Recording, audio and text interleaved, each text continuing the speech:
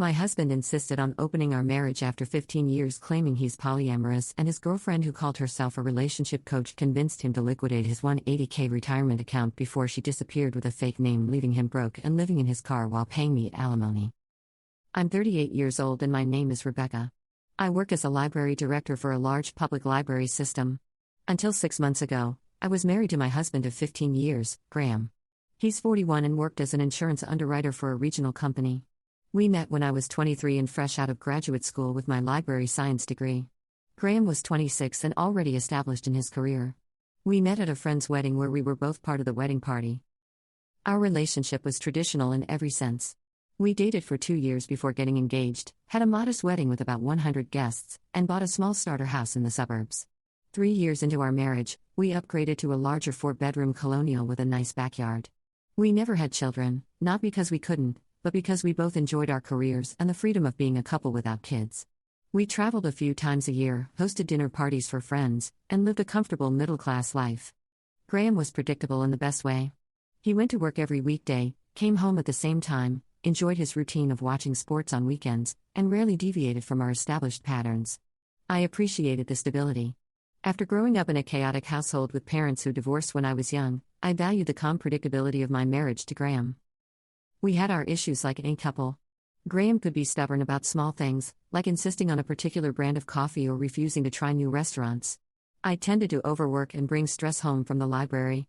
But we never fought about big things. Our finances were solid, we agreed on major decisions, and we respected each other's space. It wasn't a passionate romance novel kind of marriage, but it was comfortable and stable. That all changed about 8 months ago. Graham started acting differently. He became interested in podcasts about personal growth and self-discovery. He started going to the gym more regularly and bought a new wardrobe of clothes that were trendier than his usual style. He grew a beard and started using hair product. At first, I thought he was just going through a midlife thing, trying to feel younger. I wasn't concerned because he was still coming home every night, and our relationship seemed fine.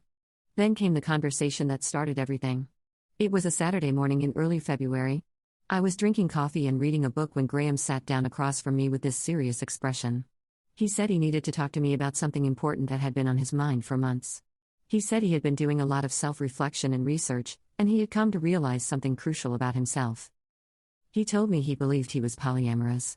He said that monogamy was a social construct that didn't align with his authentic self. He said he loved me but felt constrained by the expectation that I should be his only romantic partner. He said he wanted to open our marriage so he could explore connections with other people while still maintaining our relationship. I sat there completely stunned. In 15 years of marriage, Graham had never once expressed dissatisfaction with monogamy. He had never mentioned being interested in other women. We had a normal, intimate relationship with no issues or complaints from either side. This was coming completely out of nowhere. I asked him where this was coming from. He mentioned several podcasts and books he had been consuming about ethical non-monogamy and polyamory. He said he had been part of online communities discussing these relationship structures and had realized that what he thought was contentment in our marriage was actually him suppressing his true nature. I asked him directly if there was someone else. He hesitated, then admitted that he had met someone who had helped him understand his polyamorous identity. Her name was Sienna, and she was a relationship coach who specialized in helping people transition from monogamy to ethical non-monogamy. He said they had connected at a coffee shop 3 months ago when he noticed she was reading a book about polyamory. They started talking, exchanged numbers, and had been meeting regularly for what he called coaching sessions. I asked if he had been physical with this woman. He said no, that everything had been completely platonic and focused on his personal growth. He said Sienna had helped him understand that his feelings were valid and that many people discover their polyamorous nature later in life. He insisted that this wasn't about her specifically, but about him finally being honest about who he was. I told him I needed time to process this. Graham said he understood, but he hoped I would be open to learning about polyamory and considering opening our marriage. He said he had already done so much work on himself and didn't want to go back to suppressing his authentic self. The way he talked, using all this therapeutic language, felt like he was reciting lines from whatever podcast or book had convinced him of this. Over the next 2 weeks, Graham pushed harder. He wanted me to read certain books and listen to specific podcast episodes. He wanted us to go to a polyamory meetup together. He started talking about how our marriage had become stagnant and how opening it up would bring new energy to our relationship. Every conversation felt like he was trying to sell me on something I had never asked for. I finally agreed to meet this Sienna person, thinking that maybe if I talked to her, I could understand what was really going on. Graham arranged a coffee meeting for the three of us. Sienna showed up looking exactly like what you'd expect from someone who had convinced a middle-aged man to blow up his marriage. She was 26 years old, attractive, with long dark hair and an expensive-looking wardrobe. She had this way of speaking that sounded wise and therapeutic but was actually just vague platitudes about authenticity and growth. She talked about her work as a relationship coach, though when I asked about her credentials, she was vague. She mentioned some online certification programs and workshops she had attended but couldn't name any specific degrees or licenses. She talked a lot about her own journey through various relationship structures and how she had helped numerous couples transition to non-monogamy. What struck me most was how she looked at Graham. There was an intimacy there that went beyond coach and client. She would touch his arm when she spoke, finish his sentences, and reference inside jokes between them. Graham was completely mesmerized by her. He hung on her every word and looked to her for approval whenever he spoke. It was clear to me that whatever their relationship was, it wasn't platonic coaching. After that meeting, I told Graham I wasn't interested in opening our marriage. I said that I had married him with the understanding that we were committing to monogamy, and I wasn't willing to change that fundamental aspect of our relationship. I said if he truly couldn't be happy in a monogamous marriage, then maybe we needed to consider whether staying married made sense. Graham got defensive. He said I was being closed-minded and unwilling to grow. He said he had been honest with me about his needs and I was rejecting his authentic self. He said Sienna had warned him that this might happen, that monogamous partners often react with fear and control when confronted with a partner's polyamorous identity. The fact that he was quoting this woman about our marriage made me furious. Things deteriorated quickly after that. Graham started spending more time with Sienna, claiming he needed her coaching support during this difficult time. He would come home late from their sessions, sometimes not until 10 or 11 p.m. When I confronted him about the hours, he said that good coaching requires time and that Sienna was helping him process his emotions about my rejection of his polyamorous identity. Then Graham started talking about money. Sienna had apparently told him that he needed to invest in himself and his growth. She had recommended various workshops and retreats that cost thousands of dollars. She said that sometimes people need to make significant investments in their personal development to achieve breakthroughs. Graham wanted to use our joint savings to pay for these programs. I refused. I said I wasn't going to fund his midlife crisis with our money. This led to a huge fight where Graham accused me of trying to control him and prevent his growth.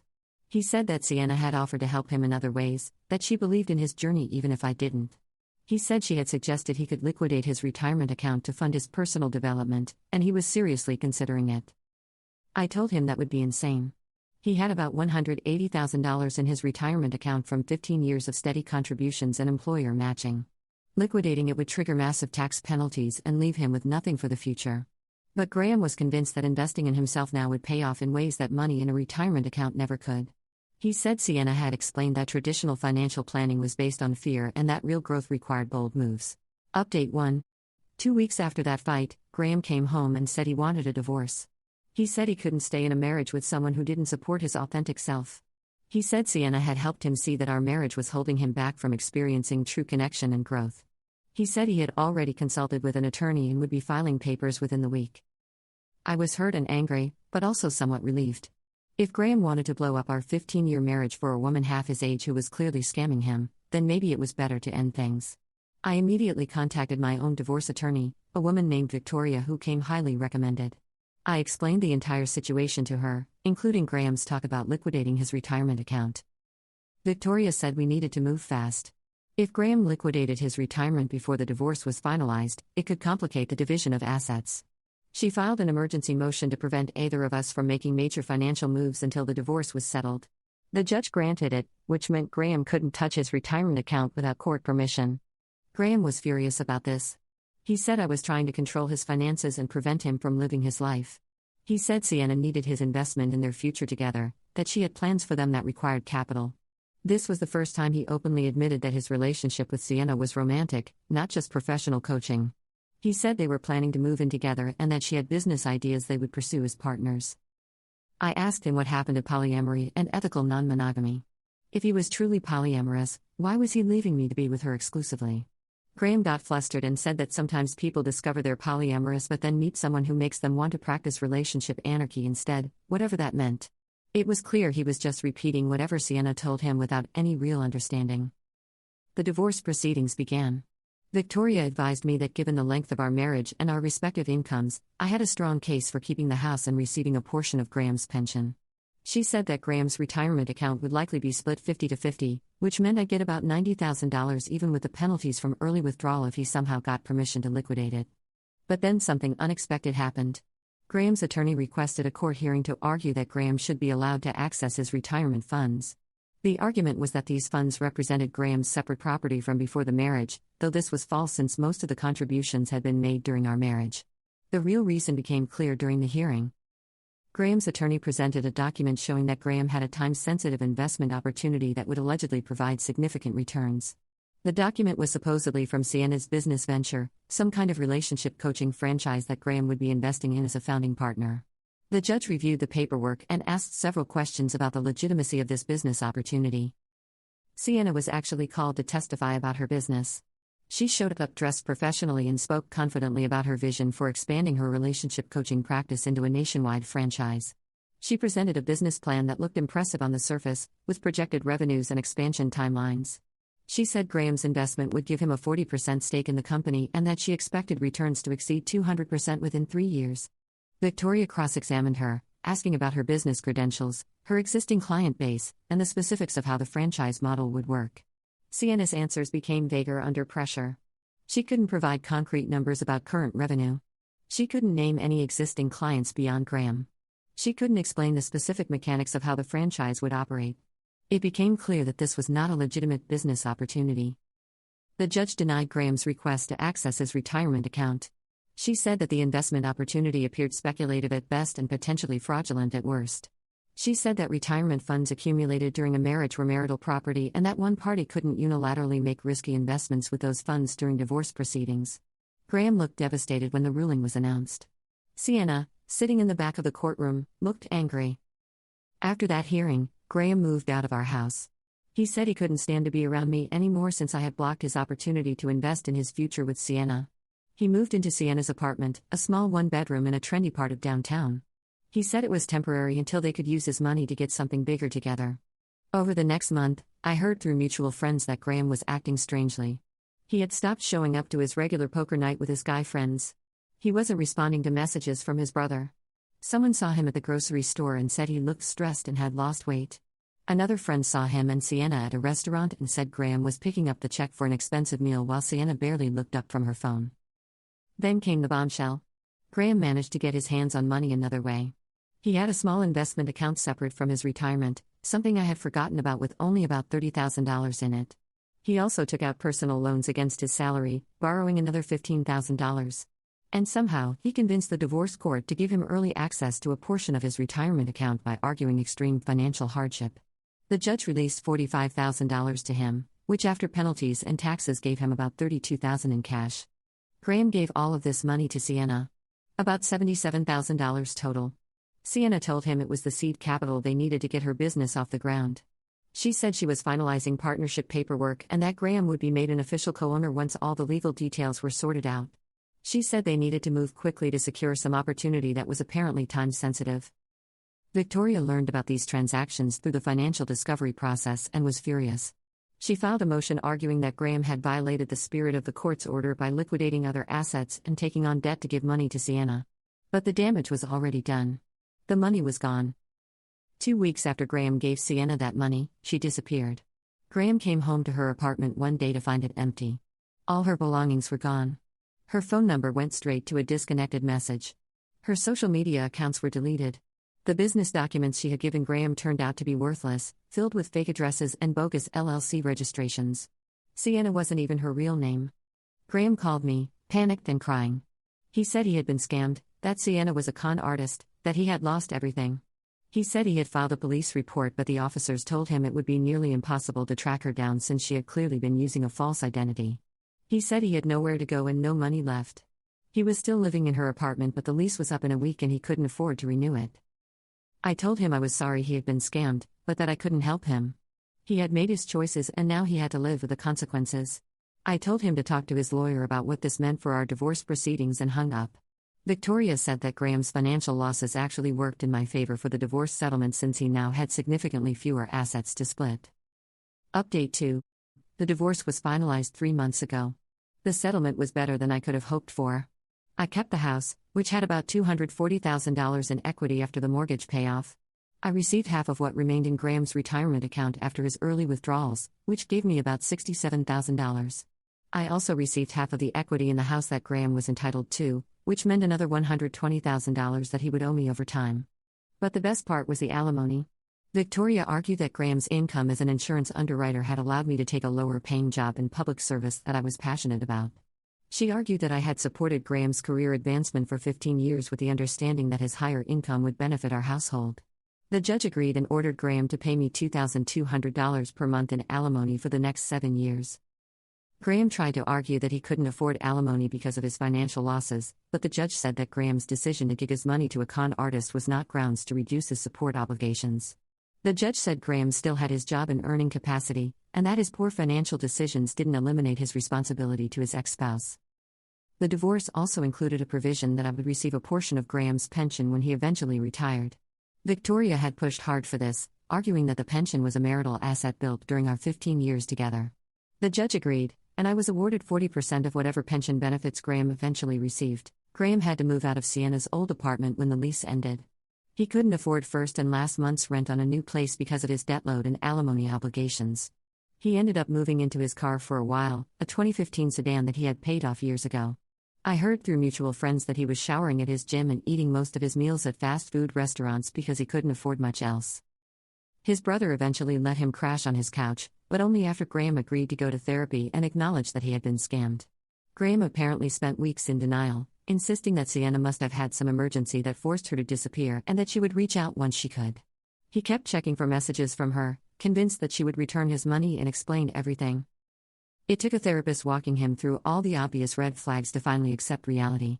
A 26-year-old woman with vague credentials approaches a middle-aged married man and convinces him he's polyamorous. She isolates him from his wife and friends. She manufactures a sense of urgency around personal growth and investments. She creates fake business documents and takes his money. Then she disappears without a trace. It was textbook financial manipulation, but Graham had been too blinded by her attention to see it. I ran into Graham once, about a month after the divorce was finalized. I was at the grocery store, and I saw him in the frozen food aisle looking at prices. He was wearing clothes that looked worn and he had lost even more weight.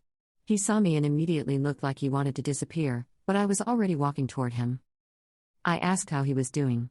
He said he was managing, living with his brother temporarily while he tried to get back on his feet.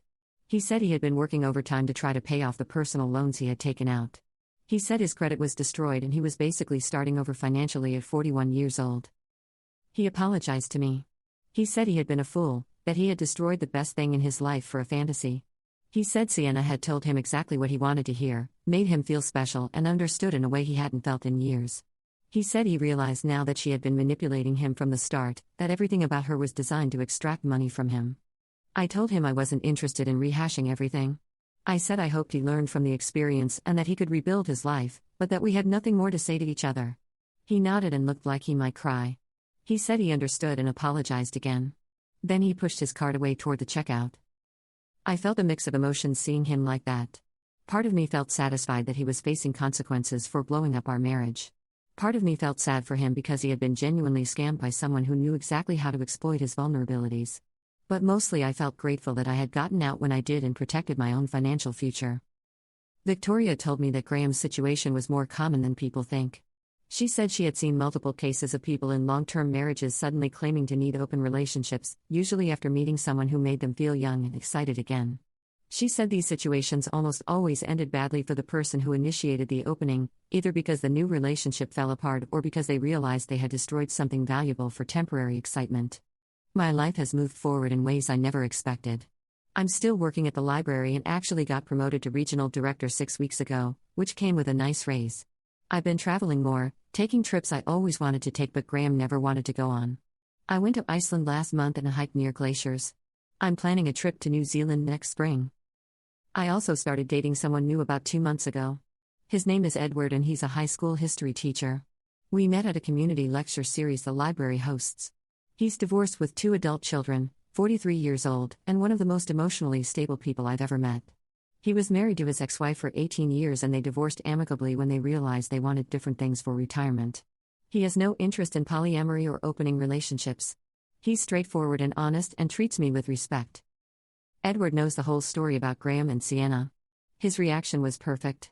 He said anyone who truly loves you wouldn't ask you to fundamentally change the terms of your relationship to suit their sudden self-discovery. He said that real personal growth doesn't require blowing up your life and hurting people who care about you. He said Graham sounded like someone going through a crisis who made terrible choices and deserved the consequences. The house feels like mine now in a way it never quite did when Graham lived here. I redecorated the master bedroom, got rid of furniture that reminded me of our marriage, and turned Graham's old home office into a reading room with floor-to-ceiling bookshelves. I adopted a cat from the shelter, an orange tabby named Fitzgerald who follows me around the house and sleeps at the foot of my bed. I heard through friends that Graham is still living with his brother and will be for the foreseeable future. He's apparently still working at the same insurance company but had to decline a promotion because it would have required relocating, and he can't afford to move with his debt and alimony obligations. He'll be paying me $2,200 a month until I'm 45 years old, and then I'll get a portion of his pension for the rest of my life. Some people have asked me if I feel bad about the alimony given that Graham was scammed and lost so much money. My answer is always no. Graham made a series of choices that destroyed our marriage and his financial security. He chose to believe a stranger over his wife of 15 years. He chose to pursue what he thought was an exciting new relationship over the stable partnership we had built. He chose to give away tens of thousands of dollars without doing any due diligence. Those were his choices, and the consequences are his to bear. Update 3. It's been 5 months since the divorce was finalized. I got an email from Graham's attorney last week requesting a modification to the alimony agreement. Apparently Graham has been struggling to make his payments while also paying off his personal loans and covering his basic living expenses. His attorney argued that the alimony amount was causing undue hardship and should be reduced. Victoria responded that Graham's financial hardship was self-inflicted and that the divorce decree clearly stated alimony would only be modifiable under specific circumstances, none of which applied. The judge denied the modification request. Graham is stuck paying the full $2,200 per month regardless of how difficult it makes his life. I also learned that the police investigation into Sienna went nowhere. The detective assigned to Graham's case told him that the woman had clearly been a professional con artist who had probably scammed multiple men in similar ways. The name Sienna was fake, the business documents were fake, and she had been careful not to leave any digital trail that could be traced. The $77,000 Graham gave her was gone forever. Graham apparently tried to get his money back through his insurance company, claiming fraud, but they said that voluntary transfers of money don't qualify for insurance coverage even if the recipient turns out to be a scammer. His personal loan companies weren't sympathetic either. He had voluntarily taken out the loans and spent the money, so he was responsible for paying them back regardless of where the money went. I heard from a mutual friend that Graham has been going to therapy regularly and seems to be genuinely trying to understand how he got manipulated so thoroughly. His therapist apparently explained that people like Sienna target individuals going through transitions or who feel unfulfilled in some area of their life. She made Graham feel seen and special, validated feelings he didn't even know he had, and created a sense that she alone understood his true self. The friend said Graham has expressed deep regret about how he treated me during the last months of our marriage.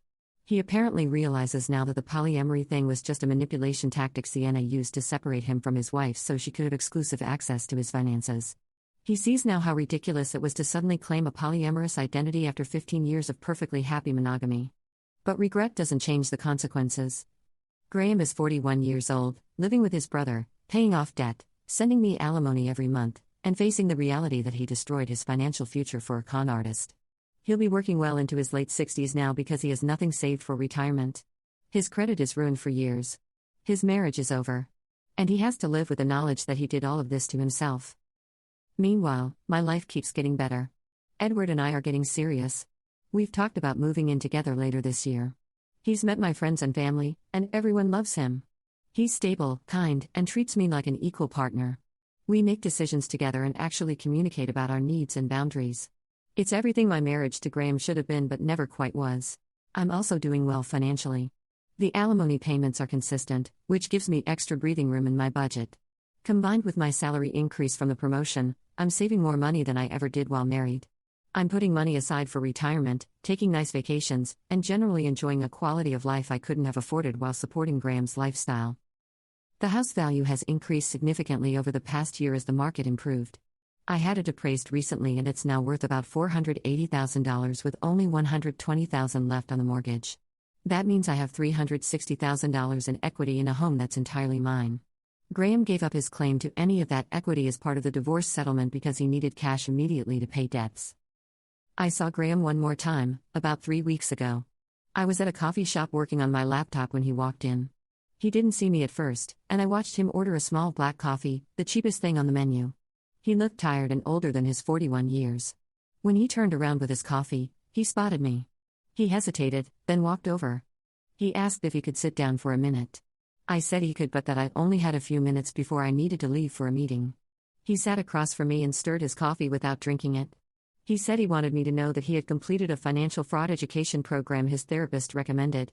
He said he understood now how con artists work and how they identify and manipulate targets. He said Sienna had probably been watching him for weeks before approaching him at that coffee shop. She would have noticed his wedding ring, his age, his regular routine of stopping for coffee every morning. She probably researched him online, found out where he worked, how much money he likely made. She crafted her entire persona around what would appeal specifically to him. The polyamory angle was brilliant because it gave her a framework to spend extensive one-on-one time with him while positioning his wife as the obstacle to his happiness. The relationship coaching was perfect because it justified expensive sessions and programs.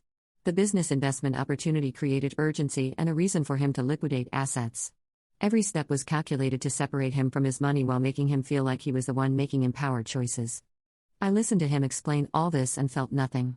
It was interesting from a psychological perspective, but it didn't change anything about our situation. Graham seemed to want me to acknowledge his newfound understanding or perhaps forgive him for what happened. I didn't do either. I just said that I was glad he was learning from the experience and that I hoped it helped him avoid similar situations in the future. He asked if there was any chance we could ever be friends. I said no. He had broken my trust in a fundamental way, and even though he was scammed, he still made the choice to pursue another woman and blow up our marriage. The scam was just the consequence of choices he made when he decided I wasn't enough for him anymore. He nodded slowly and said he understood. He said he thinks about our marriage often and realizes now how good he had it. He said I was the best thing that ever happened to him and he destroyed it chasing something that was never real. I told him that was something he would have to live with and that I had moved on with my life. I closed my laptop, wished him well, and left. Edward picked me up from the coffee shop 10 minutes later. We went to dinner at a nice restaurant downtown, the kind of place Graham always said was too expensive. Edward insisted on paying even though I offered to split the check. We talked about plans for a weekend trip to the mountains and laughed about something funny that happened at his school that day. It was easy and comfortable and everything a relationship should be. I'm happy now in a way I wasn't during my marriage to Graham. I thought I was content, but I was really just comfortable with predictability. Now I have both stability and joy. I have a partner who values me, a career I'm passionate about, financial security, and genuine peace of mind. Graham gave all of that up for a fantasy that cost him everything. Every month when I receive his alimony payment, I think about how different our lives are now. I'm thriving while he's struggling. I'm building a future while he's paying for his past. I'm in a healthy relationship while he's alone. And all of it is the direct result of choices he made when he decided that 15 years of marriage meant less than whatever Sienna was offering. I don't wish him harm, but I don't feel sympathy either. He wanted to discover his authentic self and chase excitement. He found out that his authentic self was someone who could be easily manipulated by a pretty woman telling him what he wanted to hear. That's a harsh lesson, but it's one he needed to learn. And I'm grateful every day that I'm not the one paying the price for his education.